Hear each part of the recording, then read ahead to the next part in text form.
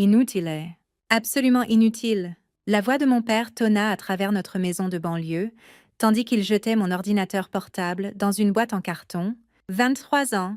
Et qu'est-ce que tu fais toute la journée? Rester dans ta chambre à taper sur cet ordinateur? Je restais figée dans l'embrasure de la porte de ma chambre, regardant ma mère vider méthodiquement mes tiroirs dans des sacs poubelles. Ses lèvres étaient pincées en une fine ligne. La même expression qu'elle arborait 2 heures plus tôt, lorsqu'elle avait découvert que j'avais quitté mon emploi de comptable dans l'entreprise de son amie. « Maman, s'il te plaît, dis-je, ma voix à peine un murmure. Si tu me laissais juste expliquer au sujet du logiciel que je développe. » Expliquer quoi? Elizabeth. Elle se tourna vivement, ses mains parfaitement manucurées serrant l'un de mes hoodies. Expliquer comment tu as jeté une carrière parfaitement bonne. Comment tu m'as embarrassée devant Suzanne en démissionnant sans préavis pour travailler sur un jeu vidéo? Ce n'est pas un jeu. J'essayais à nouveau. C'est un logiciel d'entreprise pour... Assez. Mon père me coupa. Nous n'avons pas payé tes études en commerce pour que tu deviennes une recluse du sous-sol. Ou tu trouves un vrai travail, ou tu pars. Je regardais autour de ma chambre d'enfance, les murs maintenant nus, où avaient été accrochés mes diagrammes de codage. Le bureau où j'avais passé d'innombrables nuits à développer mon logiciel, il ne comprenait pas, il ne pouvait pas voir que je n'étais pas paresseuse. J'étais en train de construire quelque chose de révolutionnaire. J'ai un vrai travail, dis-je doucement. Je suis une entrepreneuse. Mon père rit, mais sans humour. Une entrepreneuse? C'est comme ça que tu appelles quelqu'un qui vit au crochet de ses parents et joue avec des ordinateurs toute la journée. J'ai déjà des investisseurs intéressés. La seule chose que tu as, c'est des illusions. Il jeta mes boîtes vers la porte. Nous en avons fini de soutenir ce fantasme. Tu as jusqu'à demain matin pour partir? Harold, intervint ma mère, mais sa voix ne contenait aucune vraie protestation. Peut-être devrions-nous... Non, Margaret. Nous l'avons trop couvé. Regarde son frère James, vice-président des ventes à 28 ans. Sa sœur Kate, associée junior dans un cabinet d'avocats, et qu'a fait Elizabeth? Quitter un emploi parfaitement bon pour poursuivre un rêve chimérique. Je sentis quelque chose se briser en moi, des années à essayer d'expliquer ma vision, à tenter de leur faire comprendre que le succès ne porte pas toujours un costume et une cravate. Cela se cristallisa en une détermination froide et dure. « Bien, » dis-je en ramassant la boîte la plus proche. « Je pars ce soir. » Le visage de ma mère s'éclaira d'une inquiétude momentanée. « Ce soir. Mais où iras-tu? Ne t'inquiète pas pour ça. » Je commençais à rassembler mes affaires, me déplaçant avec un calme que je ne ressentais pas. « Tu n'auras plus à être embarrassée par ta fille paresseuse. » « Voyons, Elizabeth. » La voix de mon père prit ce ton paternaliste que j'avais appris à haïr. « Si tu reviens à la raison, que tu t'excuses auprès de Suzanne et que tu récupères ton emploi. » Non. Le mot sortit sec et définitif. Je ne veux pas récupérer mon emploi. Je ne veux pas de votre approbation. Et je ne veux certainement pas être une autre histoire de succès formatée dont vous pouvez vous vanter au country club. Je sortis mon ordinateur portable de la boîte où il l'avait jeté, vérifiant s'il y avait des dommages. Cet ordinateur contenait des mois de code, les fondations de ce que je savais, qui révolutionnerait la façon dont les entreprises gèrent leur chaîne d'approvisionnement. Il me voyait taper sans but. Il ne voyait pas les algorithmes complexes que je construisais, les solutions innovantes que je créais. « Alors pars, » dit froidement mon père. « Ne reviens pas en pleurant quand ton petit projet informatique échouera. » 2 heures plus tard, je me tenais dans le petit studio que mon amie Maya avait proposé de partager. L'espace était minuscule, avec juste assez de place pour un matelas par terre et un petit bureau. Mais il était à moi, plus important encore. Il était loin des attentes étouffantes de ma famille. Mon téléphone vibra. Un message dans notre chat de groupe familial. Ma sœur Kate avait déjà commencé l'assassinat de caractère. Je n'arrive pas à croire qu'Elizabeth ait jeté tout ce que maman et papa lui ont donné. Ci ingrate. Certains d'entre nous travaillent vraiment pour vivre. Je mis le chat en sourdine et me tournai vers mon ordinateur portable. Il pensait que je jetais ma vie aux orties. Bien, qu'il le pense. J'avais du travail à faire. Les mois suivants furent un tourbillon de codage, de nouilles instantanées et de tasses de café interminables. Maya, une graphiste qui comprenait la lutte entrepreneuriale, devint ma plus grande supportrice. Elle m'aida à concevoir l'interface utilisateur de mon logiciel, transformant mon code back-end complexe en quelque chose de visuellement attractif. C'est incroyable, dit-elle un soir en me regardant démontrer la dernière version. Tu es en train de réinventer la façon dont les entreprises suivent et gèrent toute leur chaîne d'approvisionnement. Je hochai la tête, mes doigts volant sur le clavier, tandis que j'écrasais un autre bug. Les systèmes traditionnels sont obsolètes. Ils ne peuvent pas gérer la complexité des chaînes d'approvisionnement mondiales modernes. Mon logiciel utilise l'IA pour prédire et prévenir les goulots d'étranglement avant qu'ils ne surviennent. Et ta famille pense que tu joues juste à des jeux. Je ris, mais cela sortit amer. Ils pensent que tout ce qui n'implique pas un bureau d'angle et un tailleur-pantalon est une perte de temps.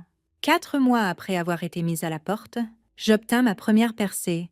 Une petite entreprise de logistique accepta de tester en bêta mon logiciel. Les résultats dépassèrent même mes attentes. Ils rapportèrent une réduction de 40% des perturbations dans la chaîne d'approvisionnement au cours du premier mois. Le bouche à oreille se répandit rapidement dans l'industrie. Soudain, ma boîte de réception fut inondée de demandes de réunions d'investisseurs. Le rêve chimérique que mon père avait rejeté attirait l'attention de joueurs sérieux dans le monde de la tech. 6 mois plus tard, je conclus mon premier tour de financement majeur. 4. 3 millions d'euros d'un fonds de capital risque prestigieux. L'investisseuse principale, une femme plus âgée nommée Victoria Shin, vit exactement ce que ma famille ne pouvait pas voir. Ce n'est pas juste un logiciel, dit-elle lors de notre première réunion. C'est un changement de paradigme complet dans la gestion de la chaîne d'approvisionnement. Où as-tu appris à coder comme ça? Auto-appris, répondis-je. J'ai commencé à 12 ans. Mes parents pensaient que je perdais mon temps sur l'ordinateur. Victoria haussa un sourcil. Et maintenant? Maintenant. Ils pensent que je suis une ratée qui a jeté une carrière prometteuse en comptabilité. Elle rit. Eh bien, Elizabeth, d'après mon expérience, les meilleurs entrepreneurs sont souvent ceux en qui personne ne croit, prêts à leur prouver le contraire. Je pensais à la voix tonitruante de mon père, à la déception de ma mère, aux moqueries de mes frères et sœurs. Prête? Avec le soutien de Victoria, je déménageai mon entreprise, maintenant officiellement nommée Next Chain Solutions, dans de vrais bureaux. J'engageai une équipe de développeurs pour affiner le logiciel, recrutais du personnel de vente expérimenté et commençais à poursuivre activement des clients majeurs. 1 an après avoir été jeté de la maison de mes parents, Next Chain décrocha son premier client du Fortune 500. Le jour où ils signèrent le contrat d'une valeur de 3 millions d'euros, je reçus un texto de mon frère James. « Hey, Frangine, j'ai entendu que tu jouais encore à l'entrepreneuse. Quand vas-tu grandir et trouver un vrai travail? » Maman et papa sont inquiets à mort. Je supprimai le message sans répondre.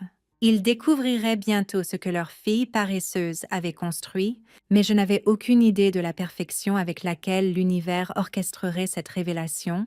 Cela commença par un article de presse qui attira mon attention un matin. Global Solutions Corp fait face à une crise de chaîne d'approvisionnement. L'entreprise perdait de l'argent à flot en raison de perturbations massives dans son réseau de distribution. Leurs systèmes obsolètes ne pouvaient pas gérer la complexité de leurs opérations mondiales. Global Solutions Corp, où mon père travaillait comme directeur régional depuis 20 ans. Je m'adossai à ma chaise, un plan se formant dans mon esprit. Mon entreprise valait maintenant plus de 86 millions d'euros. Nous avions un bilan prouvé pour résoudre exactement le genre de problème que Global Solutions affrontait. Il était temps de soumettre une proposition. Ce qui se passa ensuite changea tout. Non seulement pour Global Solutions, mais pour la perception que ma famille avait de leur fille inutile. Je décrochai mon téléphone et appelai Victoria. « Tu te souviens quand tu as dit que parfois le succès est la meilleure revanche ?» demandai-je. Je pense avoir trouvé l'occasion parfaite pour prouver cette théorie. Ma famille ne se doutait pas que leur monde était sur le point d'être bouleversé par la personne même qu'ils avaient jetée comme un déchet. La fille paresseuse était sur le point de devenir leur patronne. Et j'allais savourer chaque instant.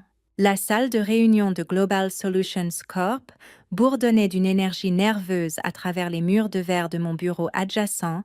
Je regardais les cadres entrer, mon père parmi eux. Il paraissait plus vieux que dans mes souvenirs, ses cheveux plus gris, le poids de la crise de Global Solutions évident dans sa posture. Tu es sûre de toi? Demanda doucement Maya, maintenant ma directrice marketing en chef. Nous pourrions envoyer quelqu'un d'autre pour faire la présentation. Je lissais mon tailleur Chanel sur mesure, bien différent des hoodies que ma mère avait jetés dans des sacs poubelles 2 ans plus tôt. Non, je veux le faire moi-même. Elizabeth, Victoria Chen, qui avait rejoint mon conseil d'administration, toucha mon bras. Parfois, la meilleure revanche n'est pas de leur montrer qui tu es devenu, c'est de ne pas leur montrer du tout. Je souris, vérifiant mon reflet dans la vitre. Ce n'est pas une question de revanche, c'est d'être enfin vue. À 9 heures précises, j'entrai dans la salle de réunion. Le parfum familier de l'eau de Cologne de mon père me frappa en premier, la même marque qu'il portait quand il m'avait mise dehors. Il était absorbé par son téléphone, ne se donnant même pas la peine de lever les yeux vers la PDG de l'entreprise, qui pouvait sauver Global Solutions de l'effondrement. « Bonjour », dis-je clairement, ma voix portant à travers la pièce. « Je suis Elizabeth Warner, PDG de Next Chain Solutions. » La tête de mon père se releva si vite que j'entendis son cou craquer. Son visage passa du rouge au blanc au gris en quelques secondes. Autour de la table, les autres cadres ouvraient leur dossier de présentation, inconscients du drame qui se déroulait. Comme vous le savez, continuai-je en cliquant sur la première diapositive. Global Solutions a connu des perturbations significatives dans sa chaîne d'approvisionnement. Notre analyse suggère que ces problèmes vous coûtent environ 4 millions d'euros par trimestre. Les mains de mon père tremblaient, tandis qu'il tendait la main vers son verre d'eau. Je me demandais s'il se rappelait ces derniers mots à mon égard. Ne reviens pas en pleurant quand ton petit projet informatique échouera. Le logiciel propriétaire de Next Chain a démontré un succès constant dans la résolution de exactement ces types de défaillances systémiques. Notre dernier client a rapporté une réduction de 78% des perturbations au cours des 30 premiers mois d'implémentation. Je les guidais à travers la présentation, expliquant exactement comment mon jeu vidéo pouvait sauver leur entreprise de millions. Les autres cadres se penchaient en avant, clairement impressionnés. Mon père restait figé, comme s'il avait vu un fantôme. Madame Warner, interrompit le PDG de Global Solutions, Harrison. Ces résultats sont remarquables, mais implémenter une refonte complète du système, c'est une entreprise massive. Comment pouvez-vous assurer à notre conseil que cela fonctionnera? Je souris, cliquant sur une diapositive montrant notre liste de clients. Peut-être que Morrison pourrait en parler, vu son expérience étendue dans les opérations régionales. Peppa, qu'en penses-tu? La pièce devint silencieuse. Harrison regarda entre nous, la confusion évidente sur son visage. Papa, mon père s'éclaircit la gorge, mais aucun mot ne sortit. Oh, je m'excuse pour la confusion, dis-je avec fluidité. Harold Morrison est mon père. Bien que nous n'ayons pas parlé depuis qu'il m'a mise dehors il y a 2 ans pour être... Quel était le mot? Ah oui? Inutile. Le silence dans la pièce s'alourdit. Les yeux de Harrison se plissèrent tandis qu'il regardait mon père. Harold. Vous connaissez ce logiciel? Vous avez vu ses capacités? Mon père redressa sa cravate, luttant visiblement pour retrouver son calme. Je n'étais pas au courant de l'envergure du projet d'Elizabeth. Projet. Je haussai un sourcil. Next Chain Solutions vaut actuellement 344 millions d'euros. Peppa, nous avons des bureaux dans 4 pays, mais tu le saurais si tu avais pris la peine de rappeler tante Suzanne. Elle essaie de te parler de notre succès depuis des mois. Harrison leva la main. Laissez-moi comprendre. Nous perdons de l'argent depuis des mois, et vous aviez une connexion directe avec la PDG d'une entreprise qui pourrait résoudre nos problèmes? Le visage de mon père avait pris une teinte maladive. Je ne savais pas, parce que tu ne voulais pas savoir, terminai-je pour lui. Tout comme maman ne voulait pas savoir sur quoi je travaillais vraiment, tout comme Kate et James ne voulaient pas savoir pourquoi j'ai quitté cet emploi de comptable, c'était plus facile de croire que j'étais paresseuse et inutile que d'accepter que j'avais une vision différente du succès. La porte de la salle de réunion s'ouvrit, et Maya entra avec une pile de contrats, les documents d'implémentation. Madame Warner. Merci. Je me tournai vers Harrison. Notre équipe est prête à commencer immédiatement. La seule question est de savoir si Global Solutions est prête à innover ou si vous préférez continuer à perdre 4 millions d'euros par trimestre. en vous accrochant à des systèmes obsolètes. M. Harrison n'hésita pas. À quelle date pouvez-vous commencer? Nous pouvons implémenter la première phase dans les 2 semaines. Je posai les contrats sur la table. Bien qu'il y ait une condition, laquelle? Je rencontrai les yeux de mon père. Le projet nécessitera une restructuration complète de votre équipe de gestion de la chaîne d'approvisionnement, y compris un nouveau leadership. La chaise de mon père racla en arrière tandis qu'il se levait. C'est ridicule. Tu ne peux pas juste entrer ici et... Harold. La voix de M. Harrison coupa comme de l'acier. Asseyez-vous, Madame Warner. Veuillez continuer. 3 heures plus tard, je m'assis dans mon bureau. Regardant la ville, les contrats étaient signés. Global Solutions était maintenant le plus gros client de Next Chain à ce jour. Et mon père, il travaillerait bientôt sous une équipe de direction qui répondrait directement à moi. Mon téléphone vibra. Un message de ma mère. Elizabeth. Appelle-nous s'il te plaît. Nous devons parler. Un autre vibrement. Ma sœur Kate? OMG. Papa vient de nous raconter ce qui s'est passé. Pourquoi ne nous as-tu pas parlé de ton entreprise? Et James. Hé, Frangine. À propos de ces messages que j'ai envoyés, on peut se rencontrer pour un café. Je posai le téléphone sans répondre. Qu'ils attendent, qu'ils se demandent, qu'ils voient enfin ce que j'essayais de leur montrer depuis le début. Un coup à ma porte me tira de mes pensées. Maya se tenait là, tenant une bouteille de champagne.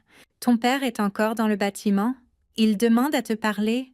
Je réfléchis un moment. Fais-le entrer? Il entra dans mon bureau comme un homme différent. Disparut l'autorité tonitruante qui m'avait mise dehors. À sa place se tenait quelqu'un de plus vieux, plus petit et distinctement incertain. Elizabeth, commença-t-il, puis s'arrêta, regardant autour de mon bureau d'angle avec ses fenêtres du sol au plafond et son art moderne. Je ne sais pas quoi dire. C'est une première. Je fis un geste vers une chaise. Il y a 2 ans, tu avais beaucoup à dire sur mes choix de carrière. Il s'assit lourdement, ses yeux fixés sur le logo de Next Chain derrière mon bureau. Nous avions tort. J'avais tort. Si j'avais juste écouté, tu aurais eu une part significative dans une entreprise de 344 millions €. Terminai-je. Au lieu de rapporter à son équipe de direction, il tressaillit. À propos de ça, la restructuration est non négociable. Je me penchai en avant. Tu voulais que j'apprenne le vrai business? Paper. Eh bien, voici une leçon. Parfois, la fille paresseuse qui joue à des jeux vidéo dans sa chambre est en train de construire un empire. Et parfois, les gens qui la jettent finissent par travailler pour elle. Elizabeth, s'il te plaît. Nous sommes une famille. Je me levai, lissant ma jupe. Non, Paper. Nous étions une famille. Tu as mis fin à ça la nuit où tu m'as mise dehors. Maintenant, nous sommes juste PDG et employés. Je te suggère de prendre le week-end pour décider si tu peux gérer cette relation. Sinon, les RH seront heureuses de discuter de tes options de retraite. Il quitta mon bureau comme un homme brisé, et pendant un moment, je ressentis un pincement de culpabilité. Mais ensuite, je me rappelai les boîtes jetées à ma porte, les textos moqueurs de mes frères et sœurs, le rejet incessant de mes rêves. Mon téléphone vibra à nouveau. Ma mère, cette fois avec une approche différente. Chérie, nous dînons à la maison ce soir. Tes lasagnes préférées? Viens s'il te plaît. Nous devons arranger ça. Je répondis mon premier message à l'un d'eux. Pas ce soir. Réunion du conseil. Certains d'entre nous travaillent vraiment pour vivre. Les mêmes mots que Kate m'avait jetés 2 ans plus tôt. Mesquin. Peut-être. Satisfaisant. Absolument. Victoria apparut dans l'embrasure de ma porte. Dîner. Quelques-uns d'entre nous célèbrent l'accord avec Global Solutions. Je pris mon manteau, laissant mon téléphone encore vibrant sur le bureau. Allons-y, je pense avoir géré assez d'affaires familiales pour une journée. Tandis que nous descendions en ascenseur, Victoria sourit.